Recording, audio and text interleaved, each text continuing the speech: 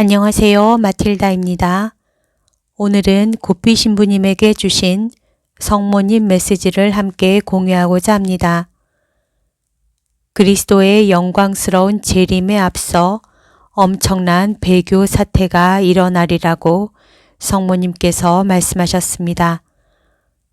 고삐 신부님이 누구인지 궁금하신 분은 동영상 아래를 참고하세요. 이 메시지는 1990년 3월 13일에 브라질 상파울루에서 성모님께서 주셨습니다. 그럼 지금부터 시작합니다. 복음서에 사람의 아들이 다시 올 때 이 세상에서 믿음을 찾아볼 수 있겠느냐 하신 말씀이 있다.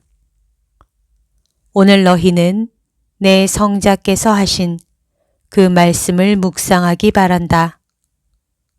중대한 말씀이다. 너희가 살고 있는 이 시대를 반영하심으로써 너희로 하여금 깨달음을 얻게 하시는 말씀이다.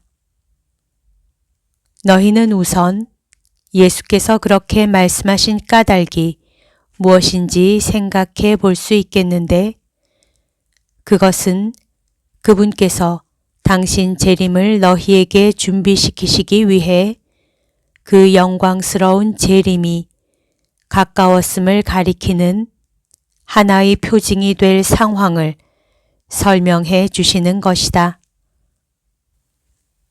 그 상황이란 바로 믿음의 상실이다.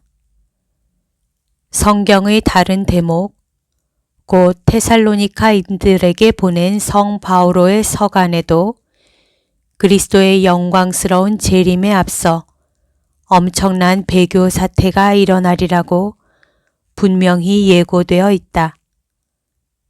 배교는 바로 믿음의 상실이다.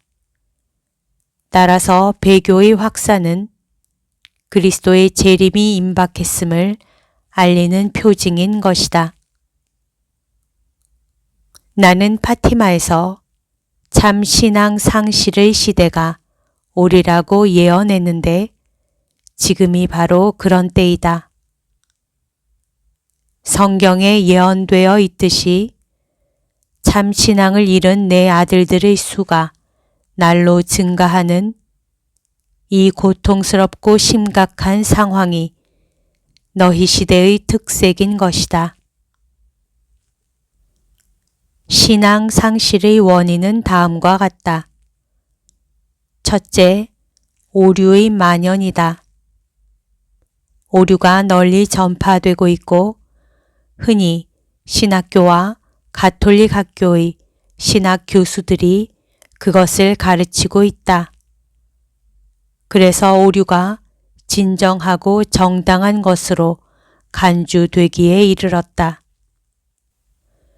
둘째, 교회 및 특히 교황의 그르침없는 교도권에 대한 노골적이고 공공연한 반역이다.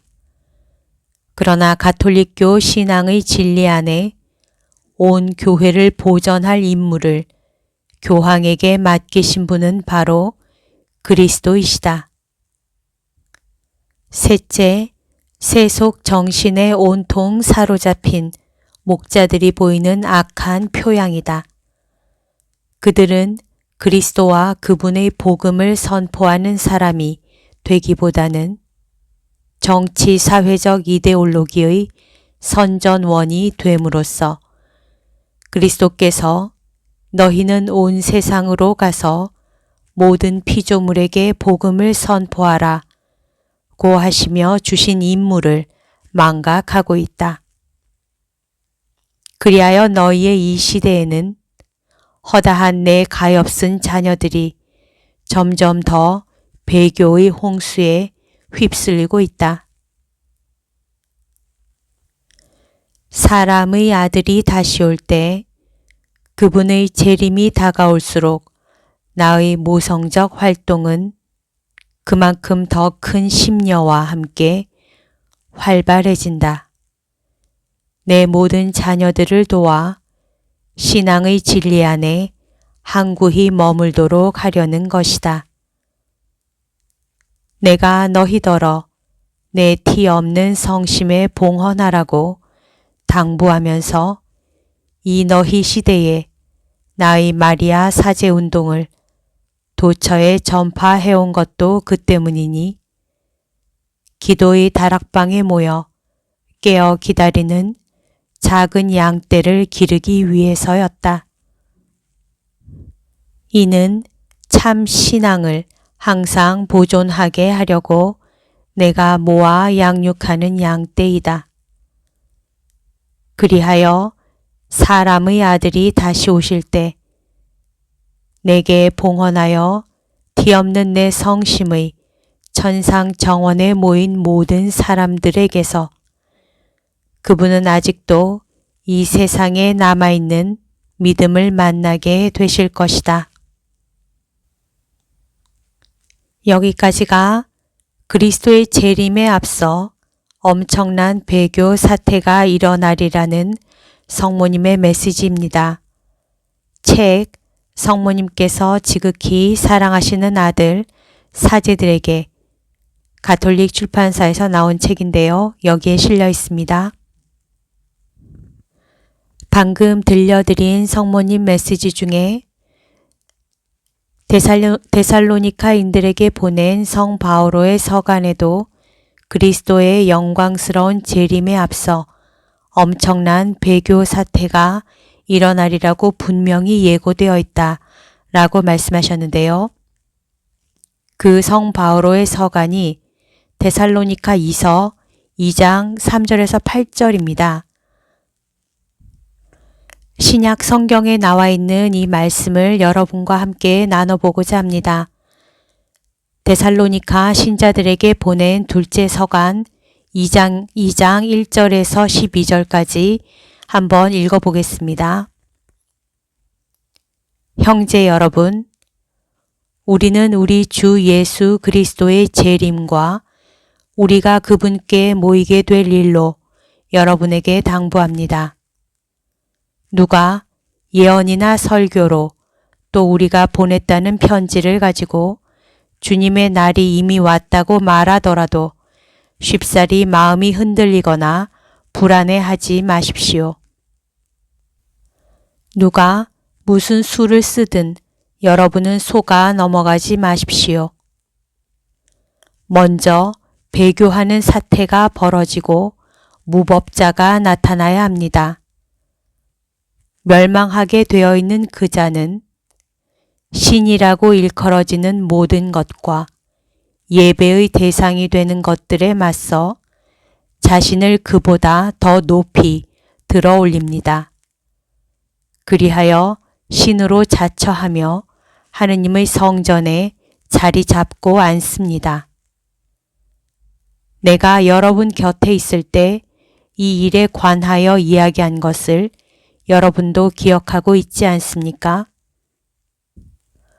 그리고 여러분도 알다시피 지금은 어떤 것이 그 자를 저지하고 있지만 그 자는 자기 때가 되면 나타날 것입니다. 사실 그 무법의 신비는 이미 작용하고 있습니다. 다만 그것을 저지하는 어떤 이가 물러나야 합니다. 그러면 그 무법자가 나타날 터이지만 주 예수님께서는 당신의 입김으로 그 자를 멸하시고 당신 재림의 광채로 그 자를 없애버리실 것입니다. 그 무법자가 오는 것은 사탄의 작용으로 그는 온갖 힘을 가지고 거짓 표징과 이적을 일으키며 멸망할 자들을 상대로 온갖 불의한 속임수를 쓸 것입니다. 그들이 진리를 사랑하여 구원받는 것을 거부하였기 때문입니다.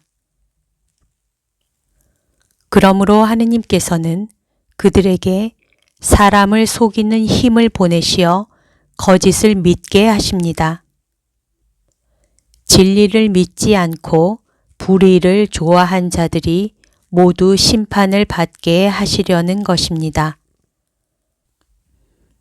방금 읽어드린 성경 말씀은 데살로니가 신자들에게 보낸 둘째 서간 2장 1절에서 12절까지의 말씀인데요. 이 중에서 9절에서 12절까지를 한번 같이 나눠보겠습니다. 자세한 내용은 성경책을 찾아보시면 되고요.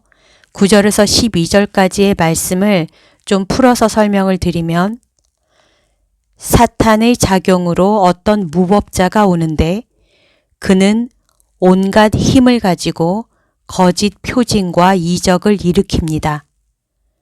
그리고 멸망할 사람들을 상대로 온갖 불의한 속임수를 씁니다. 이 무법자가.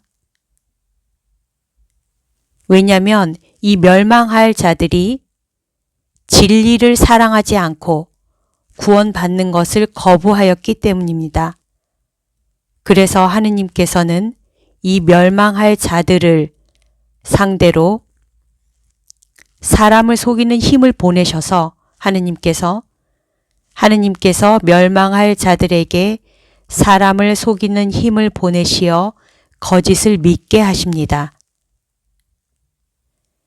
이들이 진리를 믿지 않고 불의를 좋아하기 때문에 이들을 모두 심판받게 하시려고 그러신다고 합니다. 그러니까 이 성경 말씀이 오늘 성모님 메시지하고 이제 통하는 말씀인 거죠. 그래서 제가 성경책을 많이 읽었다고 생각했는데 성모님 메시지를 읽고 나서 방금 읽어드린 성경 말씀을 읽으니까 이해가 되는 거예요. 그래서 여러분들도 아마 이 부분을 그냥 스쳐 지나가셨을 수 있을 것 같아서 함께 공유하고 싶었습니다. 우리는 진리를 믿고 사랑하는 하느님의 자녀들이죠.